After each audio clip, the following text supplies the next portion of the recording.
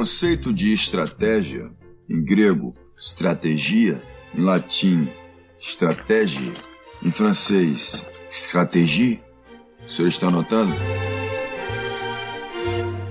Xadrez corporativo.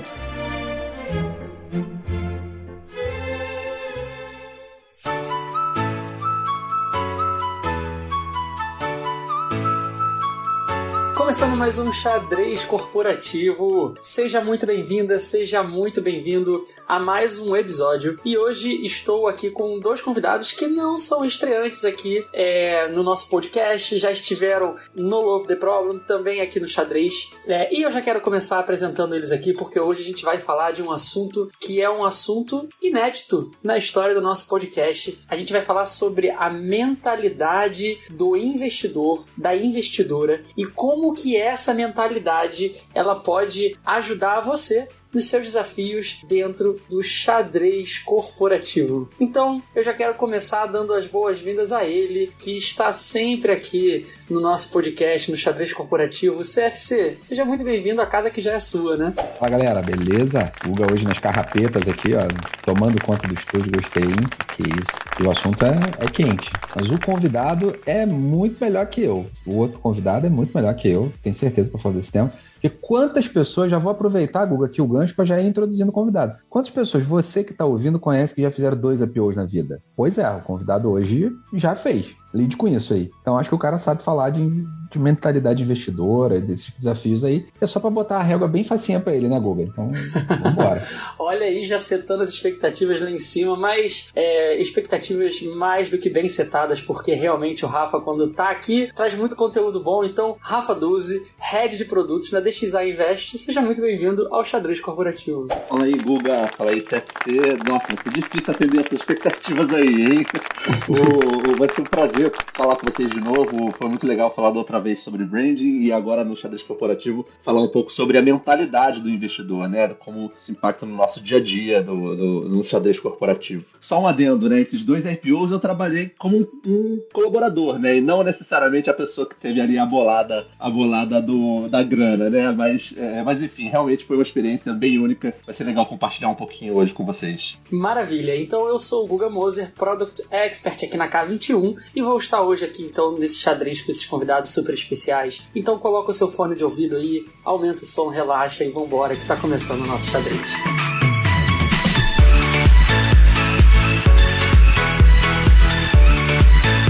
Então, Rafa, aproveitando que o CFC aqui já fez o spoiler, você teve o privilégio de participar aí de 2 IPOs e não é todo dia que a gente tem essa oportunidade, né? Eu já queria aproveitar, então, fazer o gancho aqui, pedir para você contar um pouquinho aí de como é que foi essa experiência e como é que isso se relaciona com o nosso tema de hoje, que é a mentalidade do investidor. Legal, Guga.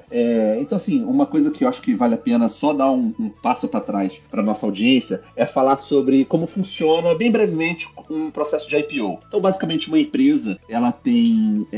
primeiro estudo, ela está querendo receber investimento e ela, claramente, tem um bom negócio que é atraente para investidores. Mas isso não é tão óbvio para investidores grandes, principalmente quando a gente está falando de uma empresa que está considerando IPO, que são aí bilhões de dólares e reais a serem recebidos para investimento, né? E aí um processo que essas empresas fazem é apresentar o seu negócio, o seu famoso modelo de negócio, né, que todo mundo entende um pouco, para esses investidores e mostrar o valor da sua empresa para esses investidores e se tornar atraentes para receber esse cheque bem grande desses investidores. E aí, nesse processo especificamente de IPO, existe um termo chamado roadshow, que é um processo onde pessoas-chave dessas empresas, geralmente executivos da empresa, às vezes empreendedores também, eles se reúnem com grandes bancos ou grandes investidores institucionais e apresentam em algumas reuniões o diferencial competitivo da sua empresa. E o processo de criar essa apresentação é um processo bem desafiador, porque você precisa reduzir todo o valor que a sua empresa gera, todo o conceito da sua empresa, em algo muito simples de ser e compreendido para o investidor que talvez não esteja acostumado a investir nesse mercado. Então eu trabalhei especificamente nisso, ou seja, montando apresentações de roadshow em duas empresas. Numa das empresas eu era colaborador, eu trabalhava lá, que foi a Stone. Tive um grande privilégio de trabalhar com um time muito grande e muito bom. Foi muito interessante esse trabalho lá, foi um privilégio muito grande essa confiança. Eu era do time de marketing e fui chamado justamente para trazer essa perspectiva do branding da companhia para essa apresentação que a gente ia fazer para os bancos dos Estados Unidos. Mas então, no segundo caso, eu era um consultor que eu trabalhei para o projeto de IPO da VTEX, com alguns colaboradores desse projeto, lembravam do case Stone e me chamaram para ajudar justamente nessa parte muito difícil de tentar reduzir. O modelo de negócio é uma apresentação que fique claro para os investidores institucionais o valor da sua empresa. O valor extrínseco e intrínseco também. Então, essa foi a minha experiência desse mercado de capitais aberto. E aí, com a minha formação em marketing, eu acabei parando na DXA Invest. Na época que eu entrei era em DXA Investments. Eu fui chamado justamente para fazer esse trabalho de apresentar o valor de uma empresa para investidores bem menores do que investidores de IPO. Não eram investidores institucionais, eram aí investimentos. São grandes ainda, mas em ordem de grandeza vocês vão ver que é bem menor. Empresas que estavam recebendo investimentos de 5 milhões, 10 milhões ou 15 milhões de reais, diferente do IPO aí de 5 bilhões de dólares. Então eu fui chamado pela DXA Investments para justamente apresentar o valor dessas empresas em produtos e conteúdos fáceis de serem entendidos por esses investidores. E hoje eu estou aqui agora também trocando o time de produto, porque desde então, quando eu fui chamado para fazer isso, era um processo muito difícil, trabalhava com materiais sensíveis e a gente acabou criando um produto para apresentar esses materiais. E esse produto hoje foi uma inovação nossa de apresentar as melhores oportunidades de investimento em empresas privadas no mercado brasileiro, tanto em private equity quanto venture capital, que são empresas um pouco maiores e mais maduras, ou empresas mais de risco, que são mais inovadoras e mais, vamos dizer assim, arriscadas. E aí essa foi a minha experiência no mercado de investimento, né? E também me colocando no lugar do investidor. Então achei bem legal essa pauta que você trouxe, Guga, para justamente falar sobre a mentalidade do investidor, como é que a mentalidade do investidor, essa visão do investidor, não é só interessante para quem está gerenciando seus investimentos, mas também pode ser interessante para colaboradores, né? A gente estava conversando antes, FC, e você estava trazendo algumas coisas interessantes, né? Como é que essa visão pode ser valiosa para quem é colaborador, não só investidor dentro de uma empresa, né? Perfeito. Show de bola, Rafa, porque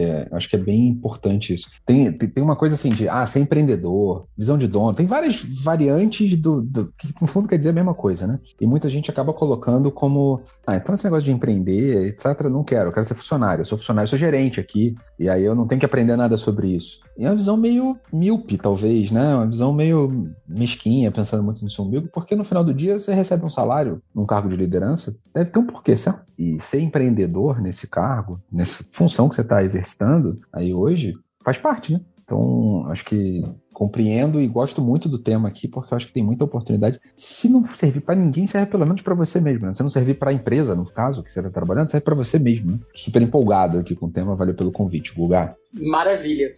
Você trouxe, Rafa, muito da sua experiência em conseguir traduzir o valor que a empresa gera, né, o seu modelo de negócio, para colocar isso numa apresentação, para conseguir angariar fundos, né, investimentos para o seu negócio. Trazendo numa perspectiva aqui para o dia a dia dentro das empresas, e principalmente quando a gente está falando de líderes, qual que é a importância? O que você aprendeu nesse meio do caminho, montando essas apresentações, que você leva hoje com você e que você está usando aí dentro da DXA e que você acredita que é muito importante para as lideranças que estão liderando os seus times, seus produtos dentro da empresa, conseguirem ter essa percepção e de alguma forma conseguir comunicar isso também, o valor que elas geram de forma clara. Excelente ponto, Guga, boa pergunta.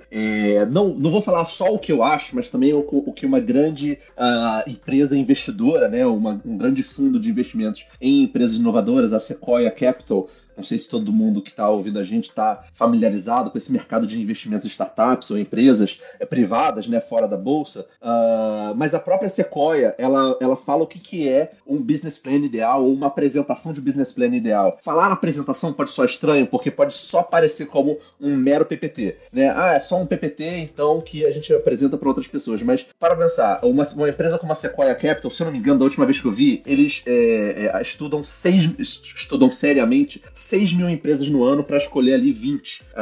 Isso na época que eles publicaram esses textos. Ou seja, em pouco tempo ele tem que entender como aquela empresa é valiosa, como aquela empresa, ao receber investimento, vai retornar vai ter um retorno bem alto com esse investimento de capital nessa empresa. Então, em poucos instantes, você tem que falar todas as melhores partes da empresa. E você que é um colaborador dentro da empresa, é excelente que você tenha todos esses pitch points, né? Que pode parecer que é só uma coisa superficial de apresentação, mas tem muita profundidade ali que foi sintetizado e simplificado com o objetivo de levantar capital, né? E aí a própria Sequoia fala que você falar sobre a visão da empresa, ou o modelo de negócio, ou o pricing da sua empresa, a estratégia de precificação, o roadmap de desenvolvimento que a sua empresa está atuando, a lista dos seus competidores. Veja, eu estou falando de várias coisas que um administrador de empresa, ele sabe que ele precisa ter, né? Mas às vezes no dia a dia você pode acabar esquecendo de focar muito no seu escopo e acabar não entendendo que você faz parte de um todo. E você entendendo o que é necessário para esse todo ser bem sucedido, você consegue entender inclusive o quão estratégico ou não é a sua área que você está atuando e o quanto valor você está gerando ou não para sua empresa. E eu, assim, pelo menos eu sempre avaliei em todos os lugares que eu trabalhei, o que eu estava gerando valor era de fato algo novo, né? E aí, até para referenciar aqui um autor, eu acho que vai ter aí umas descrições, né, de livros, pra gente poder, uma descrição do podcast, perdão, pra gente botar livros e links para recomendar. Um livro chamado Zero to One. Eu falo dele o tempo inteiro, quase todo dia eu falo aqui no nosso time, aqui da DXA Invest, que é do Peter Thiel. O Peter Thiel foi fundador do PayPal, o primeiro investidor do Facebook. O Peter Thiel fala que o monopólio é o elemento de sucesso de uma empresa verdadeiramente inovadora. E aí, mas por que monopólio? Monopólio você pode alcançar de várias formas, né? Inclusive destruindo toda a sua concorrência de forma desleal. Mas não é sobre esse tipo de monopólio que ele fala nesse livro. Ele fala sobre você construir algo novo, e tão novo que não existe algo igual.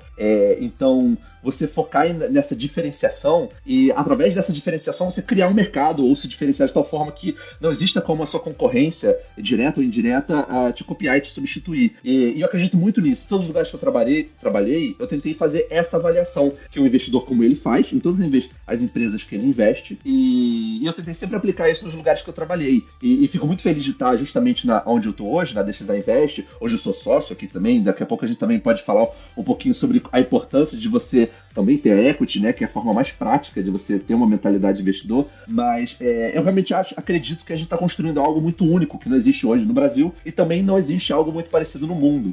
Claro, você pode usar benchmarks, mas é sempre bom você ter essa visão de estar fazendo algo novo. E aí o próprio Peter Thiel, só para concluir essa menção a ele fala que recentemente, né, nos últimos anos, as pessoas falaram que o progresso da humanidade está na globalização, e não necessariamente. Ele fala que é na tecnologia, e você construir algo tão novo e tão único que você consegue criar novos mercados, criar novas soluções, soluções de problemas que você nunca tinha pensado antes. E eu realmente acredito que isso é fundamental para qualquer pessoa da companhia que tem uma visão estratégica do todo, ela precisa ter sobre isso. Cara, Rafa, você falando, geram duas coisas na mente que eu precisava trazer, compartilhar com a galera. Uma é a importância de saber vender, certo? Mas é porque o Rafa, o cara de marketing, tá falando de saber vender. Não, cara, como é importante. E quanto eu que vim de uma carreira técnica, eu fiz TI, como isso foi... Eu era um bom especialista, certo? Aquele cara que tenta ser tecnicamente muito bom e etc. E que ficava olhando às vezes pro mercado, falando, porra, fulana, tá se vendendo. Nem entrega isso tudo. E tirar um pouco o peso disso ser uma coisa ruim pra, cara... Se vender faz parte do jogo. A gente vende ideia um pro outro o tempo todo, certo? A gente troca, quando a gente tá comunicando, a gente tá vendendo ideias. Saber vender é básico para uma mentalidade empreendedora, para uma mentalidade investidora. Mas, cara, é básico para tua vida, certo? Também. Você precisa saber vender. E saber vender vai puxar uma outra skill que é difícil, que é de simplificar, né? Você falou dos pitch points aí, fazer vários pitches, ou pitch da sua empresa, resumir em poucas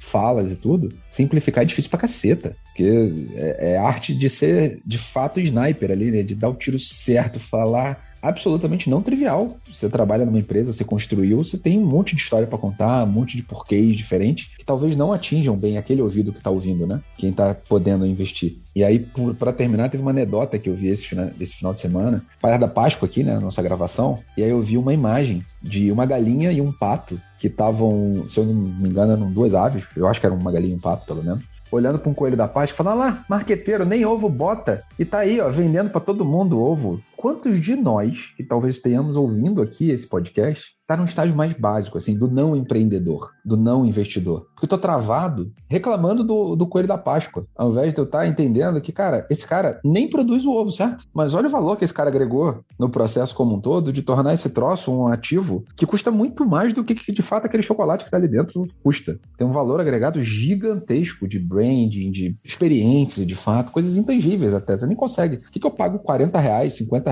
numa porcaria de um ovo de Páscoa? E ele entregou. Então, um exemplo bem idiota, mas que me fez refletir nessa imagem, aquelas imagenzinhas de LinkedIn, né, que rodam por aí, e que para mim foi muito provocativa, acho que é o termo aqui. Então me fez pensar assim, como ele conseguiu embalar bem. Eu ouvindo vocês falando um pouquinho sobre a importância da gente saber entender o valor que a gente está gerando e a importância da gente conseguir comunicar isso de forma clara, né? A gente construir narrativas onde a gente consegue comunicar, às vezes, para dentro, que é super importante, mas também para fora, né, para o nosso cliente, para os nossos times. E aí aqui na K21 a gente fala muito sobre uma habilidade muito importante que a gente precisa ter, e eu acho que vale principalmente para líderes dentro de organizações, que é a capacidade de ler cenários e transformar essa leitura de cenários em narrativas que conectem as pessoas e que consigam engajar as pessoas em cima de uma estratégia. E vocês trazendo aqui sobre a importância que tem na mentalidade de um investidor de conseguir fazer isso, né? Ele conectar o modelo de negócio dele numa narrativa para vender essa estratégia. E aí, conectando com isso que a gente está falando, queria perguntar para vocês assim, como que isso se conecta, como é que vocês veem que isso se conecta para os líderes hoje dentro das organizações que estão precisando engajar as pessoas, seja nos seus produtos, seja na transformação, seja nos seus projetos, a importância deles conseguirem ter essa capacidade de fazer essa leitura e transformar isso numa narrativa. E até se vocês tiverem dicas práticas aí, fiquem à vontade para trazer também. Indo naquele caminho que a gente vende o tempo todo ideias e que a gente está ligado a uma estratégia, um objetivo maior, ser sexy para o mercado e para os nossos colaboradores é fundamental, certo? Se eu tô numa lógica de deixa a vida me levar, a vida leva eu, né? Aquela coisa meio Zeca Pagodinho, eu acho. Cara, eu não tô preocupado em criar essa narrativa, em ser sexy. Se eu não tô sendo intencional para esse caminho, possivelmente eu sou um pior vendedor. Só para fazer aquela conexão com uma venda que a gente estava falando agora há pouco, certo? Eu não estou preocupado, de fato, o que eu estou querendo alcançar, o que eu estou querendo comunicar. E ser vendedor aqui não é sobre, contar uma coisa que seja mentirosa, ou ser uma coisa que eu não acredito. Pelo contrário, é parte dos valores. As melhores empresas aí, Rafa, eu quero até te ouvir, né? Hoje trabalhando como investe. Uma das coisas que é avaliado, certo? É a autenticidade, é uma coisa que, de fato, a gente está praticando aquilo que a gente acredita, os valores, porque senão esse ativo ele se destrói rápido, certo? Se eu estiver fazendo uma coisa que não faz muito sentido ali, você claramente vê que não conecta, não é verdadeiro. Logo, eu não vou acreditar naquele investidor ali, não vou investir naquele cara, na verdade, naquele empreendedor. Então, manter a autenticidade e ter uma preocupação em ser intencional no que você está querendo construir, conectar isso com a estratégia, fazer algo a mais, para mim é fundamental ali no dia a dia. Só que várias vezes eu tô como um médio gestor dentro da empresa. Aí fico ouvindo esse papo de empreendedor, eu faço o que meu chefe manda. Eu tô em degraus muito abaixo, certo? Eu tenho aquele sonho de empreender e eu nunca fui, porque nem dentro de casa eu empreendo na empresa que eu tô hoje. Então, a minha dica, se eu posso aqui conectar, Guga, você já está sendo intencional? Você já está fazendo isso de maneira explícita, conectando? Está fazendo com verdade aquilo que você acredita? Se nem esse primeiro passo você está dando, eu vejo de vez em quando, eu já tive alguns amigos empreendedores que faliram miseravelmente, porque foram do 8 para 80. Eles nem eram, eles estavam só como funcionários mesmo, aquele bem batedor de cartão e etc. Largaram tudo para tentar dar um 180 na vida e empreender e etc. E aí, deixou de aprender, de repente, no cenário. E aonde já estava, ser uma pessoa melhor. Mesmo naquele ambiente seguro que ele estava ali ainda. Para que aí sim, essa narrativa, eu já fui aprendendo, certo, a fazer isso. Fui praticando. e até chegar a um ponto de fato de virar um empreendedor e o mercado ali, investidor, eu ser atrativo para eles. Então acho que seria Fui bem no beabá, Rafa, para deixar a parte mais difícil da pergunta para você. Pô, mas foi excelente a sua resposta. Agora eu fiquei na dúvida de como assim contribuir também. Mas eu acho que assim, uma forma que não se aplica a todo caso, mas é uma forma importante também, e aí talvez, infelizmente, só se aplique a alguns dos ouvintes que estão ouvindo a gente. Muita gente, eu já vi muito falar de que um bom gestor, ele traduz incerteza em certeza. Incerteza em certeza. Ou seja, ele recebe inputs incertos e difíceis de entender e de navegar, o que o Guga falou das leituras de cenário, onde a informação ela não está distribuída ali de forma objetiva, e traduz isso de forma em um cenário de fato, em uma análise, em uma certeza para o seu time, para os seus liderados. E quanto mais para cima de uma empresa você está, mais incerto é o que você está traduzindo.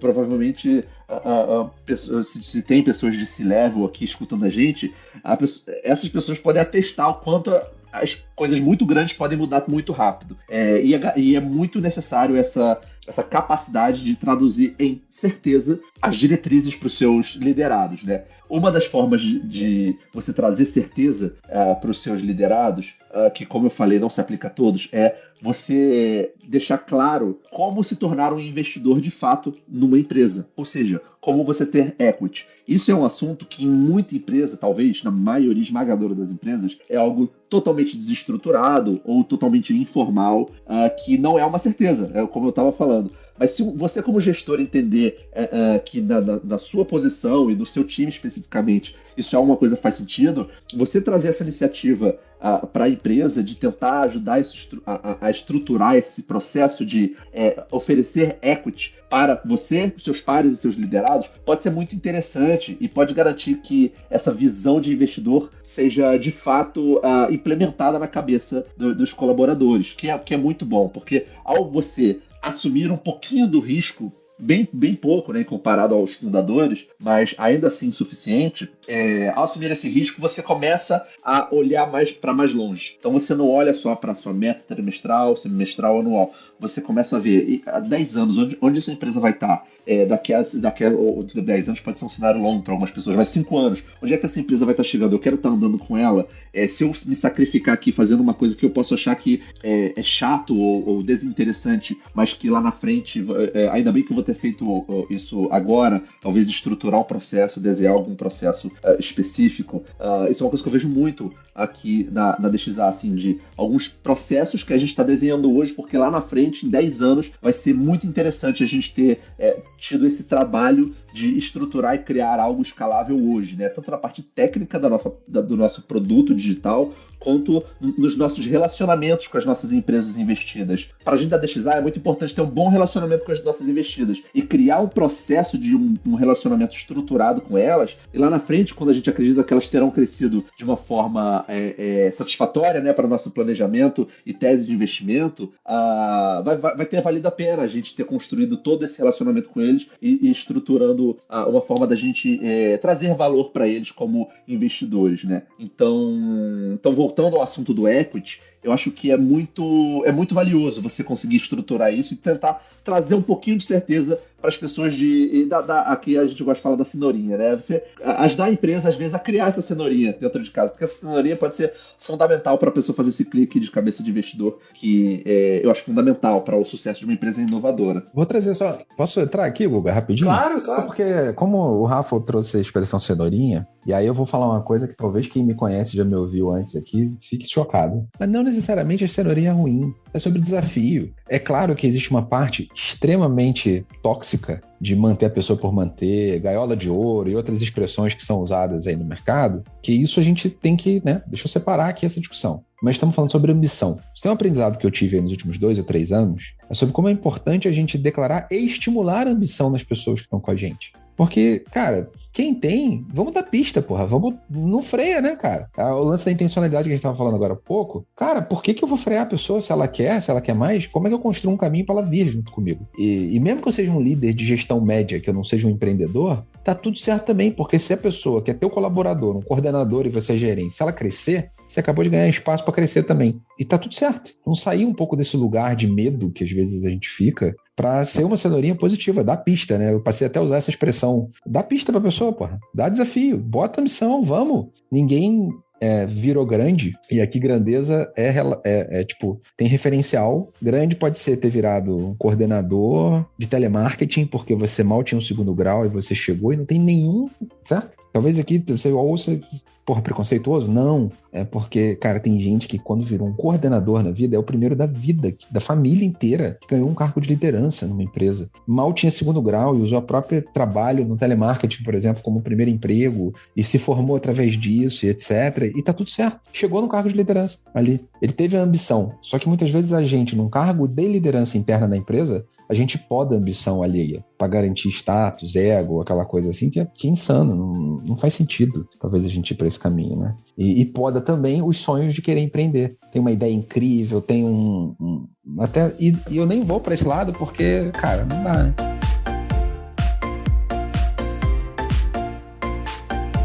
Foi muito legal, Rafa, você puxar esse ponto do equity, e aí você começou a trazer, né, o lado, as perspectivas que a gente pode ter, né, tipo, de usar isso de uma forma positiva, mas que isso também pode ser usado de uma forma não tão boa, né, pra gente prender as pessoas e tudo mais. Mas eu acho que ter esse olhar da ambição e até entender, né, tipo, como é que eu faço pra participar de algo que crescendo, eu também cresço junto, né, que é algo que se tornar grande, né, mais impactante, eu também gero impacto junto, assim. E aí eu queria trazer essa questão do equity justamente sobre essa perspectiva de engajar mais as pessoas e se tornar mais atrativo também para jovens potenciais, para pessoas excepcionais no que fazem, que muitas das vezes não estão à procura simplesmente de remuneração, né? A gente sabe que hoje em dia a expectativa, né, das pessoas vão muito além. E aí eu queria trazer essa discussão aqui para a mesa. Como é que vocês enxergam que o equity, de uma forma positiva, ele consegue ser utilizado para esse maior engajamento e até para as pessoas que estão buscando isso, né? Como que elas também conseguem buscar isso de uma forma positiva? Assim, eu acredito que como seres egoístas, né? O que somos todos, todo mundo tem um grau de egoísmo ao sempre naturalmente olhar para o que eu ganho com isso, como isso me beneficia. Quando você dá equity para essa pessoa tá vendo que ela tem ali uma oportunidade ela tem um pedaço. Primeiro, ela tem o senso de dono verdadeiro, não só discurso de RH. A pessoa é, de fato, dona de um pedaço da empresa. Tudo bem que existe período de vesting, aí várias coisas que, enfim, que eu acho que só complica um pouquinho a discussão, mas a pessoa é dona, de fato, da empresa ali, né? E ao ser dona da empresa, a pessoa, ela olha com outros olhos. Ela não olha só como um lugar onde ela tem o salário dela, onde ela vai fazer o job dela, o trabalho dela. É bem possível, assim, que se a pessoa tiver uma boa ética de trabalho, isso pode ser uma pista para ela, como você gosta de falar, é uma pista para ela ver, caramba, então se eu fizer esses projetos aqui, é difícil falar exemplo prático, né? Eu posso falar aqui dentro de casa, talvez, um exemplo meu aqui. Uma coisa que eu nunca gostei muito, mas é bem interessante, bem valioso, e a minha passagem da Stone me fez valorizar isso muito, é o atendimento ao cliente, consumidor, mas na parte de suporte ali, sabe? Aquela parte realmente ali de você resolver pepino do cliente. O cliente chega e traz um problema técnico, né, de plataforma, e eu sempre fui a pessoa encarregada de fazer isso no primeiro ano de produto que a gente estava construindo. Então eu entendia como solucionar os problemas e estava ali nessa frente da empresa. E era muito chato, muito desgastante, porque era uma coisa que quando eu instalei um chat dentro do nosso site, vinha o problema o tempo inteiro, me perturbava, eu estava fazendo outras coisas, e era uma parte chata, mas eu vendo a necessidade de eu garantir que aquela pessoa, ela tem o problema dela resolvido o mais rápido possível, e ali, na real, era até uma excelente fonte de descobrimento de problemas e possíveis soluções para nossa empresa. Foi uma coisa que foi um processo muito difícil, chato, que no início eu não gostava muito, mas depois eu fui ver como é que aquilo podia trazer no longo prazo um resultado muito interessante. Aí até trouxe uma pessoa para trabalhar comigo para ficar mais dedicada, mais full time nisso. Capacitei essa pessoa para poder ser capaz de resolver os problemas de fato do cliente, mas ali eu estava fazendo uma coisa que muita gente provavelmente ia ver. Ai, nossa, saque é um saco, não quero fazer papel de teleatendimento ou de resolver problema, eu quero mais fazer o meu trabalho e entregar aqui. Mas eu via muito valor ali, porque resolvendo um problema rápido, eu poderia estar garantindo que um cliente não fosse um detrator. E não só isso, eu poderia estar ali abrindo uma oportunidade para entender melhor sobre como eu posso solucionar falhas no nosso produto, mas também potenciais do nosso produto, né? Então, ali eu estava conseguindo até converter pessoas que podiam estar numa situação de insatisfação e frustração com a nossa plataforma, o nosso produto da parte digital, e mostrando para ela que existe um time dedicado para ela e interessado em garantir o sucesso dela. Então, esse é um exemplo prático meu, bem pessoal, que mostra como é que a minha visão de sócio, de ser o dono daquilo também, me fez valorizar esse trabalho que muita gente pode achar chato, né? E aí chato porque era fora do meu escopo, totalmente fora. Porque antes eu estava, como eu falei, tocando marketing, e aí depois eu me encontrei desenvolvendo um produto bem único, assim, diferente. E hoje eu tenho um time dedicado para isso, um time de vários especialistas muito bons, muito assim, capazes de tocarem o nosso time de produto. Mas essa parte do chat era uma coisa que me incomodava inicialmente. E a cabeça de investidor me fez valorizar isso, e me fez enxergar um valor muito bom e muito poderoso nisso. Recentemente, cara, eu tive algumas experiências com executivos do mercado financeiro, principalmente, que é um mercado super agressivo nessa questão de sociedade, de equity, etc. Certo? Então, empresas de investimentos e tudo, tipo XP, BTGs, etc. da vida, assim. E uma coisa que eu vi com razoável frequência dos fundadores, donos da empresa, sócios da empresa, é uma frase que vai no caminho de, cara, vocês são donos, vocês são tão donos quanto eu disso aqui. Óbvio que estamos falando de percentuais diferentes, mas numa linha de, cara, por que vocês não gostariam de crescer esse negócio? Foi uma ficha que caiu para mim muito legal, assim, porque ela pega as duas pernas. Tanto na perspectiva de quem está cedendo equity, de que ele não está cedendo. Tem uma frase, né, que o Garrido aqui da K21 usa muito, que é: você quer ser o mais rico entre os pobres ou o mais pobre entre os ricos? Não tem certo e errado, tem decisões na sua vida. E no final do dia, muitos desses empreendedores estão ligados àquela ambição que eu tinha falado agora há pouco. Os caras querem crescer, eles sabem que podem muito mais, tem potencial no mercado, tem oportunidade. Só que se ele ficar concentrado nele, ele não vai nem conseguir ter pessoas boas que têm a mesma ambição que ele, que queiram crescer junto. Então, perder o equity, que pode ser visto assim, tá longe de você perder, é ganhar. Porque você tá perdendo o equity de 1.000 para ganhar um negócio de 100 mil, 1 milhão. Então, tipo, porra, é muito melhor, certo? Aqui, você ter menos percentual, mas de um bolo muito maior. Agora, tem um lado aqui da pessoa que está sendo investida, que eu acho que esse, para mim, é uma ficha importante. Cara, para tu ser sócio, é porque você realmente está afim de empreender, você está afim realmente de investir seu tempo, né? Que é o bem mais precioso que a gente tem hoje, para crescer uma coisa. Você não está afim só de ser funcionário. E outra, você não vira sócio daquilo que você não acredita, certo? Você está casando. É mais do que só aquele namorico ou uma relação profissional. Você casou, cara. Assim como você assinou o contrato de um casamento, você assinou um contrato de sociedade. Com a diferença que o contrato de sociedade provavelmente vai ser um divórcio muito mais caro e muito mais difícil de ser feito. Então, se você não estiver alinhado em valores, etc., o bicho vai pegar de fato, certo? Então, acho que aqui tem essas duas pernas aqui que mudam o jogo, né? Mudam a relação, não é mais uma relação trabalhista. Eu quero, sim, se eu tô vendo um negócio que eu sou sócio do Rafael e eu discordo, cara, tem que acontecer um conflito saudável. Porra, mas o Rafael é meu chefe. Cara, não importa, ele é meu sócio. Tem hora que eu tô vestindo o chapéu de sócio, tem a hora que ele vai ser meu chefe. E tá tudo bem, mas eu não posso deixar o Rafael tomar essa decisão e não falar nada. Eu não tenho esse direito. Eu sou sócio também desse troço, cara. Pô, não dá. Então, às vezes fica aparecendo discurso, né? Não, é isso que se busca. E aí por isso que eu fiz a conexão aqui com essas empresas de investimento e as falas dos fundadores. Que eles explicitamente, porra, vocês estão crescendo, a gente está crescendo a empresa, vocês estão virando funcionários, vocês estão loucos, vocês são sócios daqui, vocês estão loucos, como é que vocês criam uma área de 200 pessoas e o negócio não está trazendo resultado? Cara, essa frase pra mim foi sabe quando você toma um soco no estômago que você ouviu assim? Você para uns 5 segundos pra dar uma... Olha, acontece lá também, porque é isso, a empresa crescendo e o cara como sócio foi se comportando talvez como um funcionário, e não faz sentido. a parte da sua fala, CFC, que você fala sobre a importância dos conflitos saudáveis e que isso acontece quando você é sócio, quando você tem a cabeça de investidor, né? É uma parte fundamental, assim, para os times, para as empresas que estão buscando atingir alta performance, né? A gente costuma falar bastante, com base na nossa experiência, no que a gente vê, né?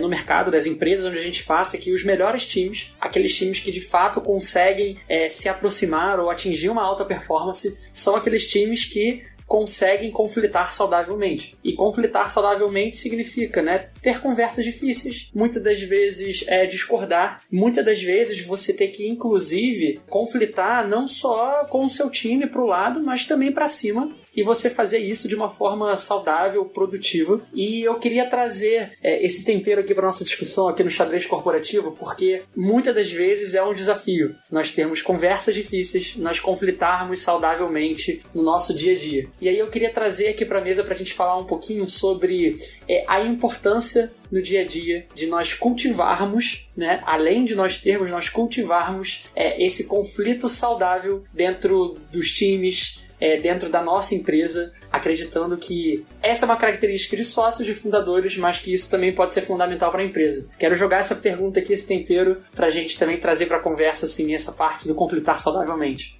Esticando um pouco até, né, a analogia que eu tinha usado agora há pouco, imagina que você está vendo um negócio que, cara, pode travar simplesmente um ano. A gente vai jogar um ano de crescimento, de growth aqui da nossa empresa fora, vai botar em risco potencial e etc.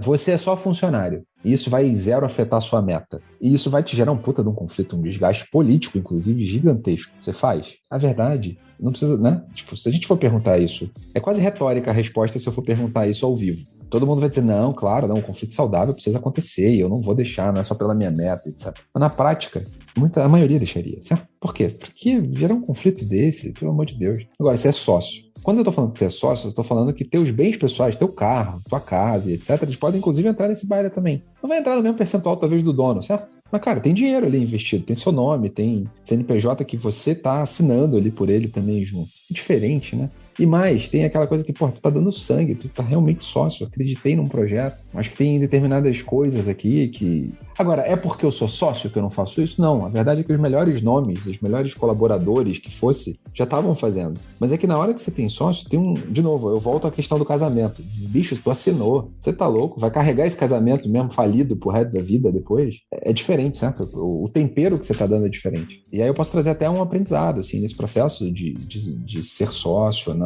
Uma das coisas que eu vivi, não vou falar de ninguém, certo? Aí eu vou trazer, Rafa, na mesma perspectiva que você trouxe. O que é ser sócio na K21, a gente está aprendendo. A gente tem essa lógica também. Mas a gente está aprendendo e a gente sabe o que a gente quer. A gente não sabe como a gente tem que fazer isso da melhor forma possível. Logo, não é um processo fácil aqui, que muitas vezes você estimula, inclusive, uma liderança técnica, que não necessariamente é uma liderança de negócio. Aí começam os conflitos. Mas, eu preciso do técnico, eu quero um sócio como técnico, um técnico como sócio. Quero, mas talvez o conjunto de responsabilidades é diferente de uma liderança de negócio, certo? São dois sócios, mas são papéis e responsabilidades que eu espero deles diferentes, com visões diferentes, complementares, etc. Mas são coisas diferentes e que vão requerer discussões, debates internos diferentes também. Então não tem coisa fácil nesse processo, né? Decisão fácil nesse processo. Mas é um aprendizado constante. E sim, eu acho que eu já errei, por exemplo, nessa questão de equity internamente. Então pronto, eu não estou falando de ninguém, certo? Estou falando de uma experiência minha aqui. Dar equity por dar, porque é moda, é idiotice. Isso eu concordo, em gênero, número e grau. Mas mesmo que você dê de maneira intencional, qual é a responsabilidade que está por trás? Ela ramifica. A gente está falando de alguém que você espera liderar negócio, alguém que espera gestão ou liderança de negócio, alguém que é um especialista que você quer manter. E... será que você não está usando isso só como gaiola de ouro mesmo? Porque isso é idiotice. Aí é rasgar dinheiro mesmo. Tem muito aprendizado aqui, muita coisa para explorar. Rafa, o que mais que você vê por aí? Achei excelente assim, essa contribuição, porque realmente quando você é sócio, discordar é muito bom. Na real, é importante. Você vai estar mais alinhado em falar verdades duras, porque vocês no fundo querem a mesma coisa. Quando você não duas pessoas que não são sócias discordando, elas não necessariamente querem a mesma coisa. Talvez elas querem o sucesso do time dela, o sucesso do orçamento da área dela, o sucesso dos projetos que ela está tocando. Quando você é sócio, é muito mais fácil você estar na mesma página. Então, acho que isso que você colocou é fundamental. E aí, Guga, sobre isso de conversas difíceis, é muito engraçado que depois de terem os eventos de aqui dentro de casa de parceria, né, de fechar as parcerias e os sócios aqui dentro, foi que a gente viu conversas mais difíceis acontecendo. Então, beleza, como é que a gente resolve esses problemas aqui que estão acontecendo? Como é que a gente traz mais transparência para essas outras áreas? E isso foi justamente porque estava todo mundo ainda mais na mesma página. E nas empresas que a gente investe, é justamente uma perspectiva que a gente sempre busca trazer na parte da governança. Ou seja, a gente institui conselhos consultivos nas empresas e garante que essa governança está acontecendo, porque agora a gente é sócio das empresas que a gente está investindo. E aí, uma explicação bem rápida. A gente, como gestora de investimentos, a gente representa o nosso investidor, inclusive protege o nosso investidor. Ou seja, quando você é sócio de uma empresa privada, problemas trabalhísticos, vários problemas pepinos que surgem quando você é sócio, a gente é a primeira barreira. Então, a gente cria estruturas de investimento que a gente tenta proteger ao máximo assim, das soluções que existem hoje de mercado. Essa é uma das melhores soluções que existem, assim, que a gente conseguiu desenhar com os times de juristas e especialistas nisso. E a gente fica ali na linha de frente, protegendo o nosso investidor. E justamente por isso a gente estabelece governanças, tem as conversas difíceis com os empreendedores. Então, uma coisa tão tensa, né? Como você enxergar uma pessoa do C-Level num time de uma empresa investida e falar, será que essa pessoa está alinhada? Será que essa pessoa ela tem a visão que vocês empreendedores, geralmente membro do conselho, têm? E essas conversas são difíceis e só uma pessoa muito alinhada vai querer fazer essas conversas difíceis. Então, existe investidor que talvez seja até uma perspectiva um pouco não saudável, né, de investidor, fazer dinheiro, né? E aí eu ouvi uma palavra recentemente, eu ouvi uma frase recentemente muito interessante, que faturamento é como se fosse alimento, pode ser bom e pode ser ruim. Você ficar olhando para faturamento de uma empresa, você pode faturar pra caramba de forma não saudável, que não é sustentável no longo prazo. E o investidor pode justamente estar querendo maximizar lucro dessa forma e não se preocupando muito no longo prazo. O tipo de investimento que a gente faz é diferente, a gente está olhando no médio e longo prazo. A gente, no mínimo, fica numa empresa em 5 anos. A gente sai antes de 5 anos de uma empresa porque, assim, o mercado acelerou muito mais rápido do que a gente estava pensando. Então 5 anos já é médio prazo ali, né? Então a gente está interessado em construir coisas de longo prazo. E por isso a gente está muito alinhado com o empreendedor e tenta ter essas conversas difíceis, né? Seja falar sobre performance de C-Levels, por exemplo, ou sobre visão de empresa, visão de produto.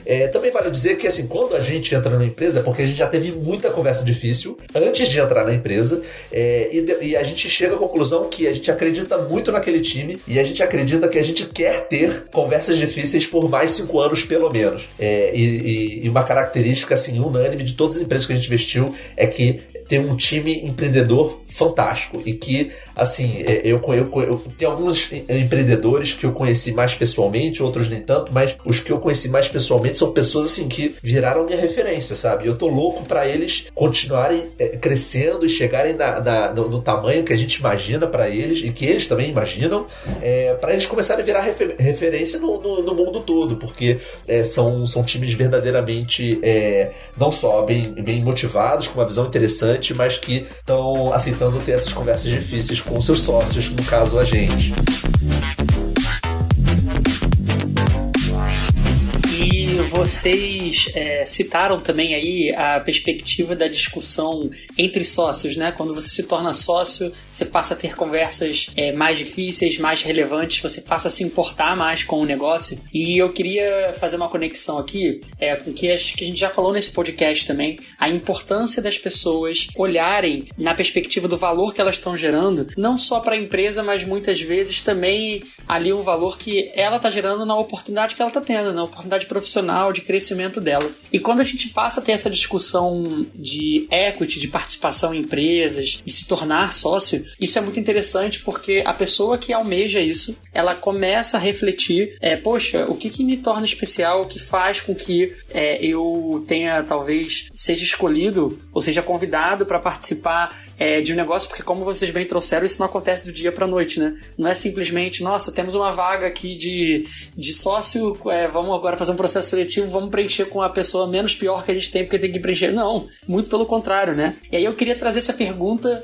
pra vocês, enquanto sócios, que muito provavelmente pensam nisso, já tiveram essas discussões.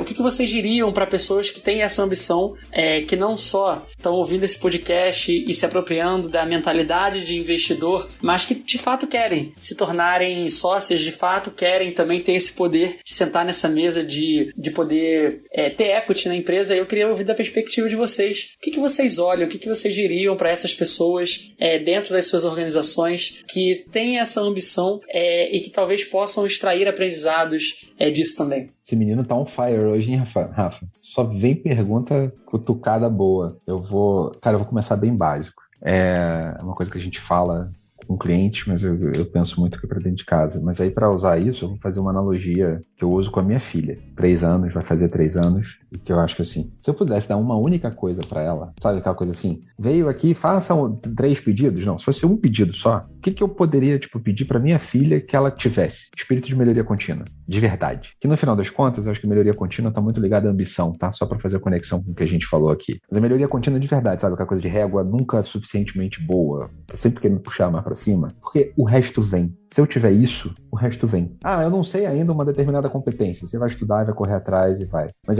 esse inconformismo pelo agora já tá bom, ela é uma característica difícil de você conseguir. Todo mundo diz que acredita em melhoria contínua, certo? Mas quem faz de fato, quem realmente é incansável, não tá ali, são poucos no dia a dia. A zona de conforto vai nos estragando, certo? Ali e tudo mais. Então, essa é uma primeira característica que eu olho sempre. Hoje, tá? O eu do passado não fazia isso, mas o eu do presente tá mais consciente de que se não é uma pessoa que de fato acredita nessa puxada de régua contínua para cima, não tem esse espírito quase que incessante de melhoria, de querer ser sempre um pouco melhor, dificilmente essa pessoa vai ser ambiciosa. E se ela não vai ser ambiciosa, será que você realmente a quer como sócia? Porque ela pode ser uma âncora, ela pode te jogar ao contrário, certo? E essa é uma reflexão recente por isso, assim, tem coisa de 1-2 anos para cá, e eu tenho usado isso com minha filha, inclusive. Que se eu pudesse ter uma coisa só, era botar sede de querer ser sempre melhor pra ela. Porque aí, o máximo que eu vou ter que fazer é frear, certo? Cara, não se cobra demais porque você tá se matando. Não faz isso contigo. Mas ela vai ligar o motorzinho. E eu vejo que muitas vezes a gente é forjado pro exato oposto disso, certo? Pra andar com o freio de mão puxado. E não ter... Então, naturalmente, você nem sonha empreender, muito menos você sonha investir, porque você está vivendo de freio de mão puxado. Você não quer ser ambicioso, você está cheio de medos. É o medo do boleto, certo? Que a gente tanto ouve nas empresas que a gente passa no dia a dia. Pô, tem um boleto para pagar. Vai dando um prenúncio de que você está morrendo de medo de fracassar. E faz parte, a verdade é essa. Isso acho que é uma característica, se fosse sintetizar, que eu tenho olhado muito assim, nas pessoas. Até para fazer aquele pré-julgamento, aquele estereótipo que é da vida, todo mundo faz. Que é olhar e estereotipar e falar, porra, essa é uma pessoa que eu confio, que eu acredito que vai, e daí você consegue começar a trabalhar, certo, junto com as pessoas. Então, acho que tá nessa linha de melhoria contínua e para ser ambiciosa. Ser ambicioso é uma palavra que eu não tinha no meu vocabulário, eu abominava. Eu botei ela muito no meu vocabulário mais recente, porque, cara, sem ambição você não faz nada, né? Eu tava morando em São Gonçalo, lá no Rio de Janeiro ainda, numa rua que enchia. Eu não tive família rica para me formar, o que não significa que eu passei necessidade, certo? Ainda bem, graças a Deus, meus pais puderam me prover o melhor de educação que eles podiam. Porém, contudo, todavia, entretanto, numa condição de classe baixa, média baixa, e a ambição me fez, eu não queria determinadas coisas para minha vida que eu vi os meus pais passando um perrengue desgraçado para poder nos dar um pouquinho melhor. E é isso, né? Mas como romper aquele ciclo de pais fortes, filhos fracos? Acho que, só para fechar, porque já que eu comecei falando de filha, porque se eu hoje estou um pouquinho mais bem sucedido, qual é o medo? É que minha próxima geração venha de filhos fracos. Porque não precisou, né? Não teve sede, não teve essa ambição. Como que a gente rompe isso? Minha crença atual tá nessa essência da melhoria contínua inconstante, assim, buscar isso incessantemente. Rafa, é isso. Vai contigo, garoto. Difícil dar sequência para essa resposta, hein?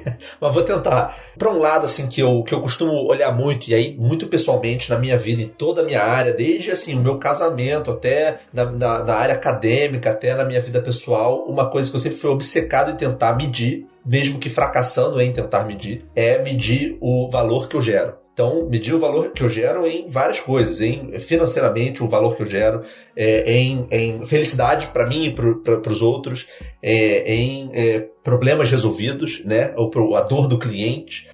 Então, isso foi uma coisa que eu sempre fui muito obcecado nisso. E assim, conversando internamente, porque querendo ou não, o equity, ele é dado. Ele não é uma coisa que é só conquistado. Ele é dado. Então, uma pessoa precisa ter visto algo. E aqui internamente foi algo que foi visto isso, né? E eu falo, então, de uma perspectiva de fora que foi enxergado. E, assim, eu como uma pessoa que tive a sorte, né? E que tem esse elemento do privilégio de estar onde eu tô, o que eu enxergo em mim foi isso, né? Essa obsessão em tentar medir o valor que eu gero. E aqui dentro de casa e nas empresas que a gente investe também, a gente tenta ver também essas pessoas que sabem exatamente o valor que geram ou o valor que podem gerar e que você consegue medir assim, o resultado que essa pessoa pode trazer. E aí, para referenciar uma pessoa que é uma referência para mim, referenciar uma pessoa que é referência é brabo, né? Mas para referenciar um grande ídolo, assim, para mim, é o Paul Graham,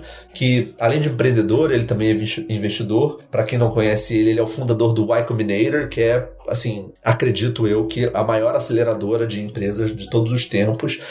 É uma aceleradora que deu a oportunidade de várias empresas muito inovadoras que mudam a realidade que a gente vive hoje, vai continuar mudando a nossa realidade através de tecnologia. Ele fala sobre você ter uma equação que ele fala muito interessante sobre o quanto de equity você deve dar para uma pessoa, que é um cálculo matemático. Então, se você vai dar 5% para uma pessoa e essa pessoa gerar valor para você mais do que esse 5% que você deu para ela, você já está ali num net positive, né? Você já está ali lucrando. E ele até bota uma equação ali de 1 dividido por 1 menos N, sendo esse N a porcentagem da empresa que você está dando. Então, se essa equação ela é positiva dessa pessoa, eu vou botar o artigo aqui também para vocês poderem ler, já está valendo a pena. E aí ele escreve esse artigo principalmente para os empreendedores que querem dar equity ou para um grupo de investidores ou para colaboradores essenciais. E eu acho que isso é fundamental. Então, assim, eu uso ele como referência para essa parte da discussão, porque você sabendo o seu valor e você provando isso para as pessoas que detêm o equity, essa pessoa vai ver, nossa, então é óbvio que eu vou investir em você. E aí, até conectando um pouquinho com o negócio da K21,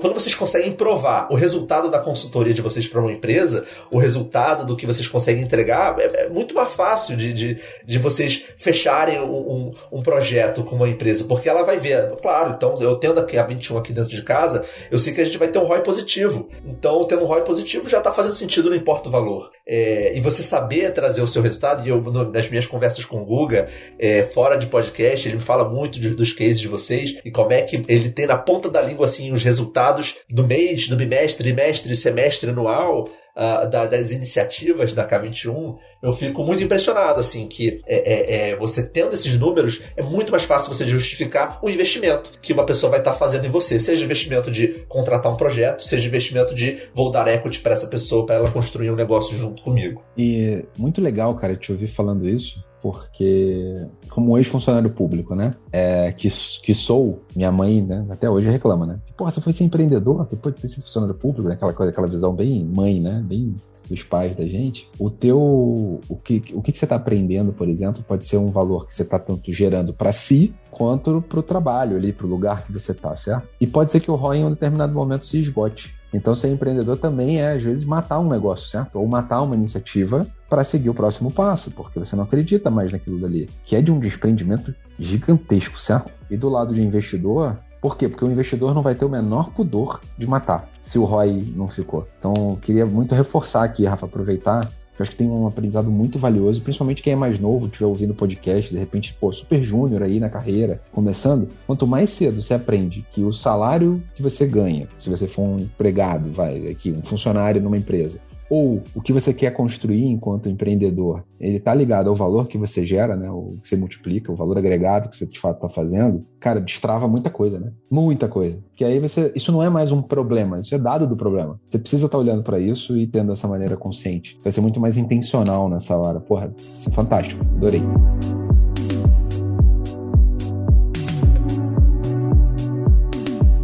Excelente, gente. Nosso papo aqui está maravilhoso. Estou curtindo muito estar aqui. A gente falou de muitos assuntos. Eu acho que muitas das vezes a gente não para muito para pensar, e realmente eu acho que a gente tem muito a aprender sobre essa perspectiva da mentalidade do investidor, porque isso vale, como a gente falou aqui, de vários exemplos pessoais, né, para nossa vida, né? Muitas das vezes tem o lado da ambição, da gente querer crescer, da gente querer fazer parte de algo grande, muitas das vezes a gente querer gerar cada vez mais impacto, mas no final do dia a gente, né, tem uma trajetória, né? A nossa vida vai muito além do nosso trabalho, vai muito além das coisas que a gente entrega.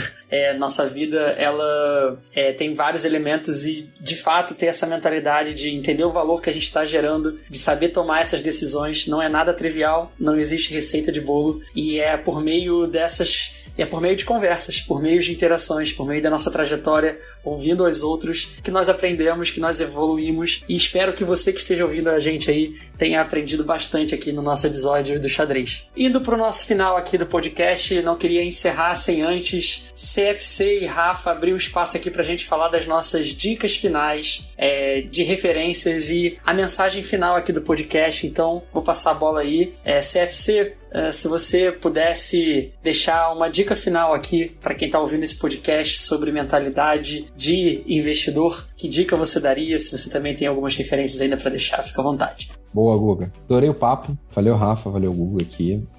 Passou rápido, né? Quando passa rápido é um bom sinal. Cara, assim, tem um cara que é um guru aí, o Horowitz lá, que é um guru de Silicon Valley, né? De empresas americanas, startups americanas que cresceram e tal. Ele fala muito sobre um livro que eu vou deixar aqui. Eu não lembro exatamente o título em português agora, o lado difícil, escolhas difíceis. Vai estar aqui no link pra galera assistir. Mas ele foi um choque. Sabe quando você, de novo, né? Aquele livro que você lê e toma enquanto empreendedor, foi importante ver que tem algumas escolhas difíceis para serem tomadas muitas vezes enquanto você está crescendo, enquanto o processo normal. Por que eu estou falando disso? Porque o investidor não vai ter a menor pena. Já que a gente está aprendendo sobre o lado do investidor, porque é pragmático, são escolhas. Opções, cara, ideia vale 1 centavo a dúzia, né? Frase aqui do Magno, inclusive deixando aqui uma homenagem ao Magno, que ia gravar aqui com a gente, não pôde estar aqui com a gente, problema pessoal. Mas, cara, ideias valem 1 centavo a dúzia. Magno fala muito essa frase. E é isso. E o investidor vai estar olhando para você como um potencial. Se você não tiver agregando valor de fato, não tiver, por N motivos que sejam, cara, decisões pragmáticas serão tomadas. Enquanto investidor, é importante que a gente entenda isso e jogue esse play não como um problema, mas isso é dado do problema. Vai ser muito mais leve a gente jogar o jogo assim. É isso, Guga. E aí fica a referência, porque foi uma leitura pra mim que foi divisora de águas, assim, quando eu li, alguns anos atrás. Maravilha. Rafa, fica à vontade também para trazer aqui sua mensagem final e também referências aí. Eu vou referenciar uma pessoa que ele é um investidor, ele é empreendedor, e eu gosto muito dele, Naval Ravikant. Não sei se vocês conhecem, pelo menos no meu Twitter já ficou até tão batido assim, de tanto que as pessoas referenciam ele, porque ele é bem interessante, eu gosto muito dele. E ele tem uma frase muito boa que é: jogue jogos de longo prazo com pessoas de longo prazo. E eu acho que você ter cabeça de investidor é você estar olhando no longo prazo. O investidor que só olha o curto prazo é um investidor frustrado, ansioso, talvez amargurado. E o investidor de longo prazo é um investidor que certamente ele tem resultados mais interessantes para trazer. Então eu trago só essa conclusão bem pequena de um empreendedor e investidor que me inspira bastante. Maravilha. Eu queria deixar também duas referências aqui no final. A primeira delas, a gente falou de ter conversas difíceis, de conflitar saudavelmente, e eu queria deixar aqui a dica de um livro chamado A Empatia Assertiva, da Kim Scott, que ela fala sobre a importância de nós, para nós sermos assertivamente empáticos, de nós nos importarmos pessoalmente com as pessoas, mas também confrontarmos diretamente. E o livro é excelente, eu deixo a dica aqui para vocês. E eu queria trazer aqui uma citação também de um empreendedor que tem um livro chamado Princípios. O nome dele é Ray Dalio. Esse livro é excelente, aliás, e tem uma frase que ele fala no livro que eu gosto muito, que é: colocar o conforto acima do sucesso produz resultados piores para todos. E aí logo depois ele fala assim, ó, que inúmeros estudos, inclusive, mostram que há pouca ou nenhuma correlação entre felicidade e enriquecimento. Contudo, há uma forte relação entre felicidade e qualidade das relações. Então, muitas das vezes, colocar o conforto acima do sucesso é ruim, né? Porque no final das contas, o sucesso não necessariamente está ligado a enriquecimento, né? Mas o sucesso está diretamente ligado à qualidade das relações, e é através da qualidade das relações que nós construímos coisas relevantes, momentos relevantes, não só pra gente, quanto pro nosso cliente, quanto pra sociedade, quanto pras pessoas que a gente ama. Então é isso. CFC, Rafa, muito obrigado pela presença de vocês aqui no Xadrez Corporativo. Voltem sempre. Valeu, galera. Muito obrigado, pessoal. CFC, foi um prazer te conhecer. Guga, obrigado pelo convite. Espero aí não ter falado tanta ladainha assim. Muito bem, gente. Então, como a gente falou aqui, todas as nossas referências que foram citadas aqui, você pode acessar o k21.link/lovetheproblem. É o nosso backstage. Lá você encontra informações sobre os nossos convidados, sobre os nossos episódios, referências ditas aqui durante o nosso podcast. E se você também ficou interessado, por exemplo, a gente falou aqui do tema de conversas difíceis, no Product Play, que é a ferramenta de streaming da K21, especificamente para gestão de produtos. Lá você tem um módulo sobre liderança que fala sobre esse tema e muitos outros conteúdos que a gente falou aqui também. E também recomendo muito a você, se você é líder, se você aí é C-Level e está diante de grandes desafios, recomendo muito você também conhecer aqui o nosso Certified Exponential Leader, que é uma formação para gestores exponenciais também da K21. Entre no nosso site, também vai estar o link aqui nas referências, não deixe de conferir, que eu tenho certeza que você vai gostar bastante. Nos vemos numa próxima, pessoal, até a última quarta-feira do próximo mês aqui, então, no nosso Xadrez Corporativo. Espero que você tenha gostado e até a próxima. Tchau, tchau.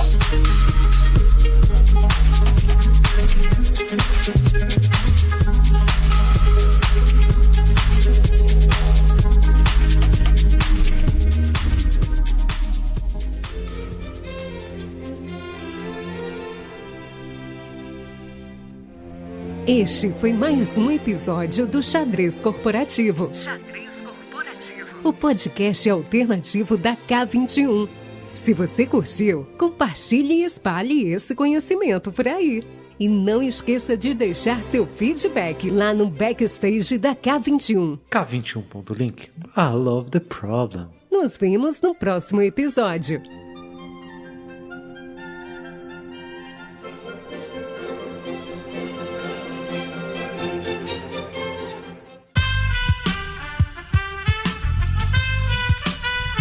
Esse podcast foi editado por Aerolitos Edição Inteligente.